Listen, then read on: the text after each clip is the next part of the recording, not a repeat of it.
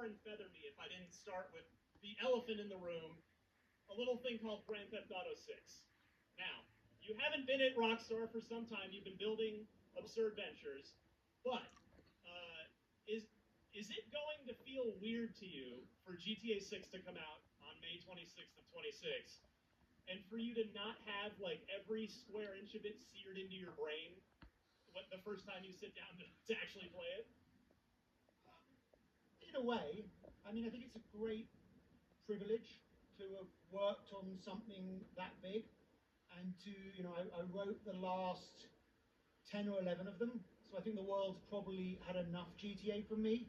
I think it's, they're always a new story, so it's not going to be a story that I wrote or a character set that I developed. I think it's going to be exciting. Does one GTA or Red Dead, or just really any of the Rockstar games, because you've touched them all over the years, do any stand out as a personal favorite for you over the years? Of course. Red Dead 2, I think, was still being played to this day. The best thing that I worked on, the best single kind of realization of sort of open world storytelling, thematic consistency, and understanding how the games are assembled to take you on an emotional journey. I also think GTA 4, because we did try and evolve how we did the storytelling and did it in a fundamental way. I think the middle section of GTA 5 is amazing.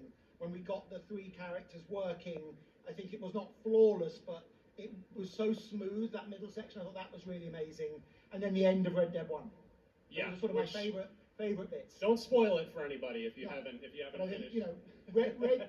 In some ways, Red Dead 1, GTA 3, and Bully, because they were all essentially new or nearly new IP, doing that for the first time and assembling something strong, that's really gratifying experience that I'm trying to take into what we're doing now. I'm curious about the creative process that, in the GTA days. Like, how do you go about writing for a GTA game? Like, they're known for many things, but chief among them is where they're set. Liberty City, Vice City, all of San Andreas is like. Do you start with characters or location, or do you build those around the setting? I think it changed over time. I think when I started work on GTA 3, the team already had laid out a story, and I made a few adjustments, but really we were figuring out quite fundamental building blocks of how we do storytelling in an open world game. We heard other people were doing motion capture cutscenes, so we thought, that sounds fun. We had no money, so we bought it by the second. I found a studio in Long Island that could do it by the second. They could only do 3 people at once. We didn't think we had enough bandwidth to figure out how to make the main character speak.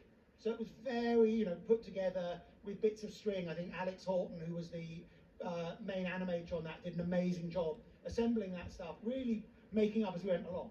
I think from a writing perspective, I hopefully got better as I went along, as I began to understand the process more. By GTA 4, we really tried to make it, the games were going to what we called high definition, and we tried to make it a more character-rich experience. But it was always this combination of, it was almost like an equation, the tone of the world multiplied by the personality of the lead character. That was the game. Well, you brought up Bully. I would, again, it would be criminal, it would be journalistic malpractice of me to not ask, why did we never get a sequel to Bully? I think there were just bandwidth issues. If you've got a small lead creative team and a small senior leadership crew, you just can't do all the projects you want. And with certainly how we're structuring it absurd, we're trying to do 2 projects with a fairly small team, and it's really trying to think through that. How can we do that and keep them both moving?